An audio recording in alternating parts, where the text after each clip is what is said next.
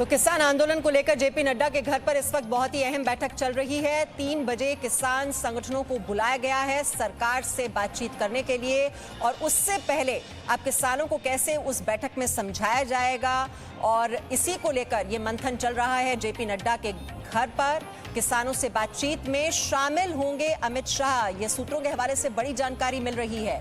अमित शाह भी वहां पर किसानों के साथ जब ये बातचीत होगी वहां पर शामिल हो सकते हैं।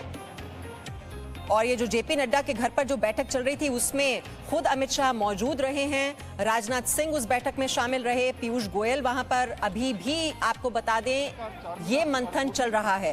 पहले ये भी जानकारी मिल रही थी कि राजनाथ सिंह और नरेंद्र तोमर वहां से रवाना हो चुके हैं, लेकिन जेपी नड्डा के घर पर अभी भी ये बैठक चल रही है और अमित शाह उस बैठक में शामिल हो सकते हैं जो कि किसानों के साथ होने वाली है।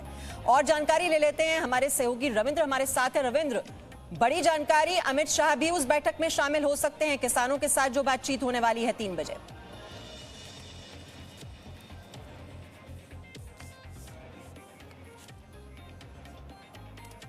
तो किसान आंदोलन को लेकर आपको बता दें जेपी नड्डा के घर पर बैठक जारी है, और नड्डा के घर पर जो बैठक है उसमें अमित शाह भी मौजूद हैं। और जानकारी ये मिल रही है जो 3 बजे किसान संगठनों को बुलाया गया है, 32 किसान संगठन हैं जो कि जिन्हें निमंत्रण दिया गया है सरकार से बातचीत करने के लिए, उस बैठक में खुद शामिल हो सकते हैं अमित शाह। अब इसी से आप अंदाजा लगा सकते हैं कि किसानों के आंदोलन को लेकर सरकार कितनी ज्यादा गंभीर है, क्योंकि जिस तरह से बॉर्डर्स को सील करना पड़ रहा है, किसान सड़कों पर हैं, ये संग्राम और ये गतिरोध लगातार जारी है।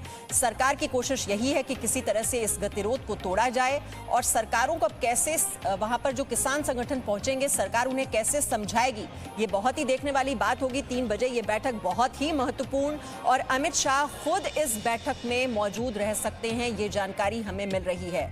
हमने पहले आपको बताया था कि राजनाथ सिंह की अगुवाई में ये बैठक होगी और उनकी ओर से कोशिश होगी किसानों को समझाने की।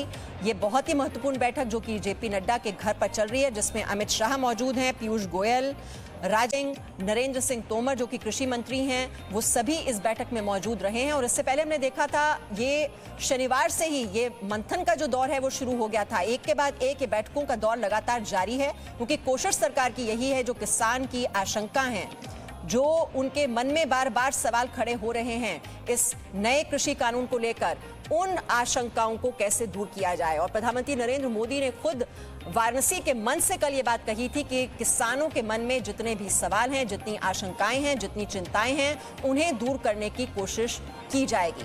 पहले ये बैठक बुलाई जानी थी 3 दिसंबर को, लेकिन ये किसानों का आंदोलन जिस तरह से लगातार कई जगह हिंसक भी होता जा रहा था, पीछे हटने के लिए किसान तैयार नहीं थे। उनके इन तेवरों को देखकर अब सरकार ने यह फैसला किया कि आज ही ये बैठक बुलाई जाए। 3 बजे ये बैठक बुलाई गई है, निमंत्रण दिया गया है 32 किसान संगठनों को। जानकारी ले लेते हैं, रविंद्र हमारे साथ है। रविंद्र, बहुत ही बड़ी जानकारी, अमित शाह खुद इस बैठक में शामिल हो सकते हैं जो कि किसान संगठनों के साथ होने वाली। देखिए, सरकार की गंभीरता का इसी से अंदाजा लग सकता है कि इस बैठक में जो हमें सूत्रों से जानकारी मिल रही है, गृह मंत्री अमित शाह भी मौजूद रह सकते हैं 3 बजे की जो बैठक हो रही है। और बात यह है कि जो किसान आंदोलन कर रहे हैं उनकी डिमांड क्या है, आपने देखा पिछले 3-4 दिन से कि वो प्रधानमंत्री नरेंद्र मोदी से मिलना चाहते हैं, उनके साथ ही बैठक करना चाहते हैं, इस तरह की बातें उनकी आ रही है। लेकिन इस बैठक में अगर अमित शाह रहेंगे तो कहीं ना कहीं उनको एक और भरोसा हो सकता है सरकार की तरफ से दिया जाए कि प्रधानमंत्री नहीं है इस बैठक में, लेकिन रक्षा मंत्री हैं, गृह मंत्री हैं, कृषि मंत्री हैं, दूसरे अन्य मंत्री इस बैठक में, यानी उनकी मांगों पर विचार करने के लिए, उनको भरोसे में लेने के लिए पूरी सरकार, पूरी बीजेपी तैयार है। आप आइए बैठकर बात करिए। और एक बात और है, जो मंडी की बात कर रहे हैं, वो देखिए पूरे देश में सिर्फ 8% किसान ही मंडियों में बेचते हैं, और उन 8% में 90% पंजाब और हरियाणा में किसान मंडियों में बेचते हैं। बाकी जो 92% किसान है वो प्राइवेट पार्टी को बेचते हैं, गांव में कस्बों में जाकर जो पुश्तैनी चला आ रहा है उनको बेचते हैं। तो कहीं ना कहीं ये जो पूरी आंदोलन अगर किसानों की है तो ये सिर्फ मंडी को कायम रखने के लिए नहीं, बल्कि सरकार तो कह रही है कि मंडी हमेशा रहेगा, बल्कि उनकी कहीं ना कहीं जो एक उनका वर्चस्व है वो खत्म होता दिख रहा है, और इसलिए वो सड़क पर आ गए। बावजूद इसके सरकार उनको लेकर गंभीरता से है, और इसीलिए गृह मंत्री भी रहेंगे, रक्षा मंत्री भी रहने की पूरी संभावना है, कृषि मंत्री रहेंगे, अधिकारी रहेंगे कि इस बिल को लेकर जो भी भ्रांतियां उनको फैलाने की कोशिश की गई है उसको दूर किया जाएगा सरकार द्वारा उच्च स्तर पर। ठीक है, हमारे साथ इस ब्रह्म प्रकाश दुबे सिंघू बॉर्डर से हैं, राजूराज यूपी बॉर्डर से हमारे साथ हैं और वाराणसी से विशाल पांडे भी हमारे साथ जुड़े हुए हैं। ब्रह्म प्रकाश दुबे, आपने सुना कि अमित शाह खुद उस बैठक में आप शामिल हो सकते हैं जिसमें किसान संगठनों को बुलाया गया है सरकार से बातचीत करने के लिए। जरा वहां किसानों से आप पूछिए कि वो कितने आश्वस्त नजर आ रहे हैं कि उनकी समस्याओं का हल इस बैठक में निकल आएगा। मीमांसा, देखिए मैं इस वक्त सिंघू बॉर्डर पर हूं और जहां हमने कुछ देर पहले इनके लीडर हैं जो उनकी बात कराई थी और अभी वो संबोधित कर रहे हैं और तस्वीरों में देखा जा सकता है।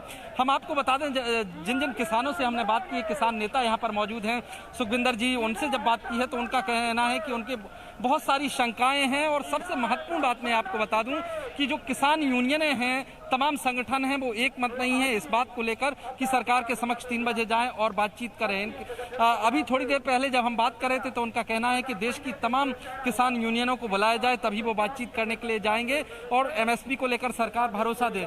इस तरह की मांग इधर सिंघू बॉर्डर पर जो किसान मौजूद हैं उनकी यूनियनों ने रखी है। मैं कुछ देर बाद उनके लीडर से भी बात कराऊंगा क्योंकि अभी उनका संबोधन चल रहा है, लेकिन हम कुछ किसानों से बात करने की कोशिश करते हैं। अगर वो बोलते हैं आप लोग आए हैं, आइए बात करेंगे। आपको लगता है सरकार ने बातचीत के लिए बुलाया है, अब मसला निकलेगा हल? अभी तो मरका जाऊंगे, मसला करना हो रहा। अब बातचीत के लिए बुलाया है सरकार ने? बातचीत के लिए अभी तक तो कोई पक्के तौर से न्योता नहीं आया। 3 बजे का न्योता है आज। हाँ। फिर जो हमारे आगू करेंगे हम उनके साथ खड़ेंगे। हाँ। जितना भी आगू हमारे ना करेंगे। हाँ। उनके साथ खड़े हैं हम, चाहे वो फैसला कर ले आज जो सरकार करेगी, चाहे हमारे आगू जो भी फैसला करेंगे हम उनके साथ ही जाएंगे। अगर फैसला नहीं होता तो अब मुझे बताइए, आगे आइए, आपको लगता है कि सरकार ने जब बुलाया है बातचीत के लिए तो अब आप लोगों का जो शंका है उसका समाधान निकलेगा? बातचीत के लिए बुलाया सरकार ने जरूर है, पर पंजाब की जथेबंदियां ने बुलाया। ਅਸੀਂ ਚਾਹੁੰਦੇ ਆ ਵੀ पूरे भारत ਦੀਆਂ जथेबंदियां बुलावे, वो पाड़ना चाहते जथेबंदियां। मतलब आप चाहते हैं पूरे देश के किसान संगठन, पूरे देश के किसान इत्थे होणगे। फिर जावांगे, उन्ना चिर साडे जथेबंदी कत्तियां जथेबंदियां लाने भी नहीं जावांगे। जो आप लोगों की शंकाएं थी वो बात आपके संगठन भी रख सकते हैं ना सरकार के समक्ष जाके? शंका ये आ भी जदों भी कोई ਕੰਮ ना करना होवे और पातो ढाड़ करानी होंदी। सब तो पहले पंजाब का इधर कानून लागू हो चुके हैं, राजस्थान, मध्य प्रदेश, छत्तीसगढ़ बिल्कुल चलता, मंडी नहीं आनी। आप मुझे बताइए, आपको लगता है कि कुछ मसला हल निकलेगा? आप भी पंजाब से आए हैं? हाँ जी, हाँ पंजाब से आए हैं जी। चलो जिवें साडी जथेबंदी कहूगी ਅਸੀਂ ਉਹਦੇ ਹੁਕਮ ਨਾਲ ਚੱਲਾਂਗੇ ਜੀ। ठीक है, जिवें ਉਹ ਕਹਿਣਗੇ भी आपने ਜਿਹੜਾ कुछ करना है। हिंदी में बोलेंगे जरा? हिंदी में? जी चलिए बोलिए। आपको लगता है अब आप लोगों की समस्या हल होगी? सरकार पर भरोसा है? प्रधानमंत्री ने भी कहा है, आज बीजेपी अध्यक्ष के घर बैठक भी चलती रही, तमाम मंत्री होंगे उस बैठक में, आपको भरोसा है? हाँ, होना तो चाहिए। चलो वैसे आज बुलाया है, अगली 3 तारीख को बोल रहे हैं, अगली मीटिंग 3 तारीख को करेंगे। हम जैसे हमारी जथेबंदी करेगी वैसे हम उनके साथ हैं। हाँ, तो देखिए अधिकतर जो किसान हैं वो कह रहे हैं कि जो उनकी लीडरशिप यानी जो किसान यूनियन की लीडरशिप है वो जो तय करेगी उसके साथ चलेंगे। लेकिन अधिकतर जो हमने इंडिविजुअल से बात कर रहे हैं वो कह रहे हैं सरकार। देखिए, एक बात ये भी समझ में आ रही है ब्रह्म यहाँ पर कि कुछ लोगों को पता ही नहीं है कि 3 बजे बैठक बुलाई गई है। अब ये जब इतनी ज्यादा भीड़ एक जगह पर होती है, अब सारी जानकारी उन तक पहुंचती नहीं है और यही कम्युनिकेशन गैप कई बार रह जाता है। अब कानूनों की भी इन्हें कितनी जानकारी है, कितना फायदा होगा इन कानूनों के जरिए, ये जानकारी भी इन तक पहुंच नहीं पा रही है। और शायद इसीलिए कुछ किसान तो ये देखकर कि दूसरे किसान विरोध कर रहे हैं तो वो भी सड़कों पर उतर आते हैं, ये भी होता है। और हमारे साथ वाराणसी से विशाल पांडे भी हैं। विशाल, यहाँ पर आप कुछ ये कह रहे हैं कि किसान संगठन सिर्फ 32 को बुलाया गया है, बाकी जो 500 संगठन है उनको क्यों नहीं बुलाया जा रहा है? आपको लगता है, उन किसानों से भी बात कीजिए जो आपके साथ हैं, कि जो समस्या का हल है क्या इतनी आसानी से निकल आएगा आज 3 बजे की बैठक में? देखिए मीमांसा, हरियाणा पंजाब के किसानों की जो बात है और अगर हम उत्तर प्रदेश के किसानों की बात करें तो ये लोग अपने अपने तरीके से बात कर रहे हैं। यहाँ पर वहाँ बड़े किसान होते हैं, यहाँ बहुत ही छोटे स्तर पर किसान हैं। आप क्या कहना चाहेंगे खास तौर पर एमएसपी को लेकर और जो ठेके पर खेती कराने की बात हो रही है उसको लेकर? ठीके की बात तो अभी हमारे नहीं समझ में है, और जो कानून है वो करे समझ में हो, वो सही हो। हाँ, कानून सही हो। क्यों सही है आपके लिए, क्या कैसे आपको सही लगता है? मान ले कि एक निर्धारित मूल्य हो गया कि 18 रुपये कुछ पैसा, और यह वक्त बिका था 12 रुपये 13 रुपये। तो अगर सरकार कोई 10 दिन 15 दिन के लिए न्याय पंचायत में केंद्र खोल दे, किसान ले जाकर वहाँ अपना धान बेचे और भुगतान या चेक पर करें या तो नकद करें, नकद हो जाए तो अच्छा है, और चेक हो तो 1 हफ्ते के अंदर का। हमारा सुझाव तो यही है। हाँ, देखिए और किसान है मीमांसा, उनसे बात करते हैं। आप क्या कहना चाहेंगे सरकार को? सरकार को जो अथवा लगा है वो सही है? लेकिन जो बीच वाले हैं, हमारे यहाँ धान नहीं खरीदा जा रहा है, बिक्री हम लोग वहाँ करने जाएंगे नहीं, और यहाँ पर जो बीच वाले हैं आते हैं तो 11-12 का मांग रहे हैं। अभी देखो हमारा पर साल का धान रुका है, इसो का भी घर में रखल हो।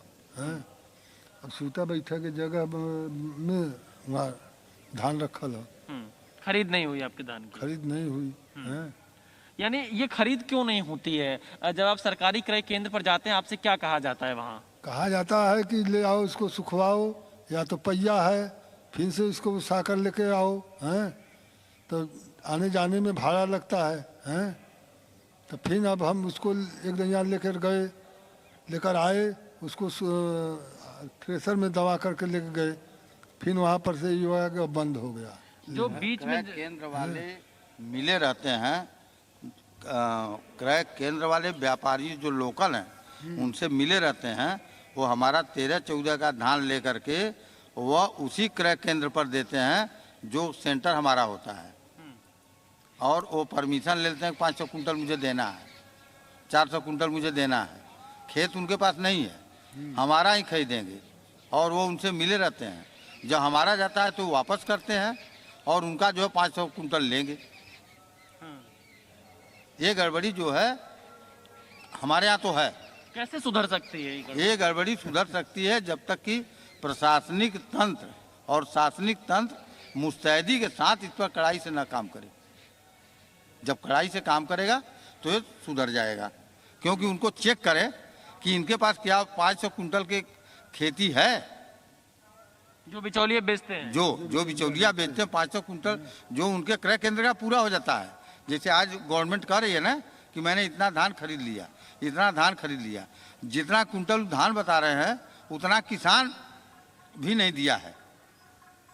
एक किसान का धान घर में पड़ा है जी, 1 कुंटल एक किसान से आए तो भी जो है जितना कुंटल खरीद चुके हैं नहीं आएगा।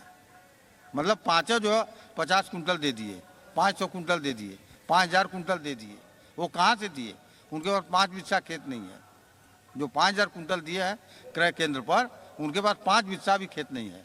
हमारे धान को वापस करते हैं, और इसलिए वापस करते हैं कि वो मिले रहते हैं।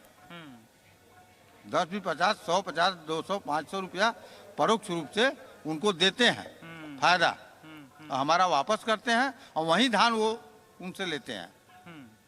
तो देखिए मीमांसा, यहाँ पर एक बहुत पुरानी समस्या यही है कि किसान जब सरकारी क्रय केंद्र पर अपना धान या गेहूं कुछ भी बेचने जाता है तो उसे नहीं खरीदा जाता है, उसे वापस कर दिया जाता है। किसान आरोप लगा रहे हैं कि वो जो बिचौलिए हैं उनसे उनकी मिलीभगत होती है, फिर बाहर आकर किसान से वो बिचौलिए गेहूं धान खरीद लेते हैं एमएसपी से कम रेट पर, और फिर बिचौलिए उसी धान गेहूं को जाकर उसी सरकारी क्रय केंद्र पर बेच देते हैं, जिस पर सरकार ये दावा करती है कि हमने इतने क्विंटल टन इतना ज्यादा गेहूं धान खरीद लिया। इस सिस्टम को सही करने की जरूरत है। ये सुझाव किसान यहाँ पर दे रहे हैं, ये इनकी समस्या भी है। इनको ये जो कृषि कानून आए हैं इनसे कोई आपत्ति नहीं है जो हम बातचीत कर रहे हैं, लेकिन इनका इतना कहना है कि जो प्रणाली है, जो सिस्टम चला आ रहा है, सिस्टम को सुधारने की जरूरत है। प्रधानमंत्री मोदी ने भी जब ये कानून लेकर आए थे उस वक्त कहा था कि वो बिचौलियों को दूर करना चाह रहे हैं, लेकिन किसान अब ये कह रहे हैं कि वो बिचौलिए कैसे दूर होंगे, किस तरह से दूर होंगे, इस पर सरकार को और ज्यादा काम करना चाहिए। खासतौर पर जो अधिकारी जिलों पर होते हैं, जिनकी जिम्मेदारी होती है, उनकी जवाबदेही जरूर तय करनी चाहिए। मीमांसा जी, तो कुल मिलाकर जो बिचौलिए हैं उससे हर किसान जो है वो परेशान है। कम से कम जो हम लगातार संवाद कर रहे हैं अलग अलग हिस्सों में इस वक्त किसानों के साथ, तो ये बात तो अहम रूप से निकलकर सामने आ रही है। राजू राज, आप भी वहां पर मौजूद किसानों से पूछिए कि इस सिस्टम को कैसे सुधारा जा सकता है। जो बिचौलिए हैं इनकी भूमिका पूरी तरह से खत्म हो जाए। ये जो कानून है ये तो दरअसल इसीलिए लाए जा रहे हैं कि बिचौलिए खत्म हो जाएं, लेकिन क्या इनके जरिए बिचौलिए खत्म नहीं होंगे, ये डर लग रहा है इनको? पूछिए जरा उनसे। बिल्कुल मीमांसा, ये बात पूछते हैं। ये बताइए कि जो सिस्टम है जी, इसमें लगातार जो हम संवाद कर रहे हैं किसानों के साथ, तो उसमें बिचौलिया जो सिस्टम है, जो आपकी जो फसल है वो मंडियों में नहीं बिक के बाहर बिकती है, रेट कम होता है, एमएसपी पर वहाँ लिया नहीं जाता, एक बिचौलिया सिस्टम है और बिचौलिए से मंडी में एमएसपी पर रेट पे लिया जाता था। इस सिस्टम को कैसे सुधार किया जाए, कैसे दुरुस्त किया जाए? देखो इसमें किसानों की एक ही तो मांग है। ये 2 महीने से जो पंजाब हरियाणा यूपी का किसान आंदोलित है उसकी एक ही मांग है कि जो एमएसपी है इसकी गारंटी कर दो। अगर कोई एमएसपी से नीचे कोई भी फसल खरीदेगा तो उसे जेल का प्रावधान हो, कुछ पनिशमेंट हो। अभी तो ये एमएसपी की गारंटी नहीं है, ये तो इनकी मर्जी है, जब चाहे हटाते जब चाहे लगाते। और रहस्य का जो 3 विधेयक है, देखो हम ये भी नहीं चाहते कि मंडी का रोल खत्म हो, मंडी भी चाहिए। इससे मंडी खत्म होने का अंदेशा है। नहीं, सरकार तो करे कि मंडी सिस्टम नहीं खत्म होना, मंडी सिस्टम एज इट इज रहेगा। देखो सरकार के विश्वसनीयता पर सवाल है किसानों को। पहले बहुत काम ऐसे हुए जैसे ये कहा था कि हम किसानों की फसल दुगनी कर देंगे, लेकिन दुगनी तो घर से ही उल्टा जा रहा। बहुत वायदे ऐसे हैं जो इस सरकार ने नहीं पूरे किए। इसका सारी सरकार ऐसी हैं। हम ऐसा भी नहीं कि इस सरकार को हम खराब बता रहे, अच्छे बता रहे। सारी सरकारें जितनी भी है किसानों के खिलाफ ही हैं। कोई भी किसानों का पक्ष में नहीं है। सबको किसानों के नाम पे वोट लेना है, अपने मैनिफेस्टो में अच्छी अच्छी बातें लिखनी, लेकिन धरातल पे सरकार बनने के बाद उन पर कोई विचार विमर्श नहीं करना। केवल उद्योगपतियों और व्यापारियों के हित में काम करने उन लोगों को। आपके नज़र में क्या सुझाव होना चाहिए? क्योंकि 1 से 1.5 घंटे के बाद मीटिंग होनी है, किसान संगठनों को बुलाया गया है, सुझाव क्या है? हम लगातार इस बात को आपको एक मंच दे रहे हैं, ये सम्मेलन कर रहे हैं किसानों के साथ बातचीत करके कि सुझाव क्या है किसानों का? एकमात्र सुझाव यही है, एमएसपी की गारंटी हो। अगर कोई एमएसपी से नीचे फसल खरीदेगा, अगर खुद किसान ही खरीदेगा, हम ये नहीं कोई व्यापारी कोई भी खरीदे एनीवे A to Z, उसे कम से कम जेल का प्रावधान होना चाहिए, जिससे कि जो सरकारी रेट है एमएसपी है उस पर तो खरीदो। अब 3 विधेयक लागू हो गया, उस विधेयक के रहते रहते भी हमारी फसल आधे रेट पर खरीदी गई। बताओ क्या फायदा है इस विधेयक का? आप ही बताओ क्या फायदा है इस विधेयक का? अच्छा, एमएसपी पे गारंटी कर दें, राजू राज, वही हमारी मांग है। इनसे जरा ये पूछिए, इस पे अभी कैबिनेट राजू राज, इनसे जरा ये पूछिए कि देखिए एक फसल की गुणवत्ता भी देखी जाती है, गुणवत्ता का पैमाना कैसे तय किया जाएगा? ये कुछ एक्सपर्ट्स ये बात कह रहे हैं कि गुणवत्ता जो तय होती है उसके हिसाब से ही एमएसपी का है जो है वो तय होता है। तो एमएसपी एक बार फिक्स कर दी गई तो वो गुंजाइश ही नहीं रहेगी। अगर किसी की फसल ही वैसी नहीं है, उसकी गुणवत्ता नहीं है, तो एमएसपी कैसे दे दी जाएगी? ये भी जरा पूछिए इनसे। बिल्कुल मीमांसा, इस सवाल इनसे पूछते हैं। एमएसपी जब फिक्स होती है, जब आप एमएसपी की गारंटी होती है, तो एक फसल की गुणवत्ता को भी देखा जाता है कि अगर गुणवत्ता कम है तो उस पर आपको एमएसपी का रेट नहीं मिलेगा। ये कैसे तय होगा? नहीं, ये ऐसा कुछ नहीं है कि उसकी गुणवत्ता पर होगा, ऐसा कहीं नहीं है। उसकी गुणवत्ता, अगर आप गुणवत्ता देखोगे, सारी राड की जड़ तो यही है भाई। हम गेहूँ मंडी में लेकर गए, मंडी के जो सचिव ने या जो तोलने ने कह दिया आपके तो गेहूं पे काला दाग है या वो है, वो उसे रिजेक्ट करता है, उस चीज का फायदा उठाता है वो। ऐसा कुछ नहीं है कि गुणवत्ता पे है। उसे कैसे खत्म किया जाएगा? क्योंकि एक सवाल तो इसी को लेकर है ना कि मंडी में जब अपनी फसल ले जाते हैं, उसी गुणवत्ता को लेकर आपके फसल को कैंसिल कर दिया जाता है, बाहर निकाल दिया जाता है और उसके बाद बिचौलिया कम कीमत पे लेता है। हम ये तो कह रहे हैं, देखो आईएएस हैं, बड़े बड़े नेता है, इस चीजों को रास्ता निकालने में, उस चीज का रास्ता निकालना, इसीलिए तो हम यहाँ पे हैं। उन्होंने रास्ता क्या निकाला 3 विधेयक में? देखो 2-3 बातें ऐसी हैं जो पहले से लागू थी। सरकार ये कह रही है कि इस कानून में ये प्रावधान है कि किसान कहीं भी फसल बेच सके, वो पहले भी था। ऐसे ये कोई नई बात नहीं है। एक ये था कि मंडी से बाहर बेच सके, पहले भी बेच सकता था। इसमें नया तो ये है, आपको बताऊं मैं, ये तो मतलब ये जानकारी का अभाव मैं मानता हूं कि इस कानून में एक नया कानून ये है जिससे कि सरकार किसान अंदेश इतनी गारंटी से काम होगा। इसमें यह है कि कोई भी उसकी फसल का सीजन पर कितना स्टोर कर सके, कोई लिमिट नहीं है। अब जैसे सीजन पे कोई फसल आएगी, कोई व्यापारी उस फसल का स्टोर कर लेगा, आप और हमको सीजन के बाद में जो चीज 1 रुपए की 100 रुपए में मिलेगी, वो है इसमें, उसकी नो लिमिटेशन। मैं समझता हूँ कोई किसान इतना कोई पैसे वाला नहीं है कि उस फसल को स्टोर कर लेगा, उसको व्यापारी करेगा, अडानी करेगा, रिलायंस वाले करेंगे, वे करेंगे। जी राजू राय, तो कुल मिलाकर यही है कि कॉन्ट्रैक्ट फार्मिंग को लेकर ये किसानों के मन में बहुत ज्यादा आशंका है, चिंता है, साथ ही साथ एमएसपी को लेकर इन्हें गारंटी चाहिए। सारे किसान यही बात कह रहे हैं। अब ये जो बैठक होने वाली है 3 बजे, बहुत ही महत्वपूर्ण, और इसी के जरिए क्या कुछ हल निकल पाएगा समस्या का। ये जो गतिरोध हम देख रहे हैं सरकार और किसानों के बीच, क्या ये टूट जाएगा और ये आंदोलन खत्म हो जाएगा? पूरे देश की नजर इसी पर टिकी हुई है। तो लगातार अपडेट्स हम आप तक पहुंचाते रहेंगे, और इस बीच अगर आपकी कोई सलाह है, किसान कोई सलाह देना चाहते हैं, तो इस मंच का वो इस्तेमाल कर सकते हैं, क्योंकि हम आपकी बात पहुंचाएंगे सीधे सरकार तक। #किसान सम्मेलन पर आप अपनी राय हमें ट्वीट कर सकते हैं। Presenting B News app available on Google Play and App Store. Download it now.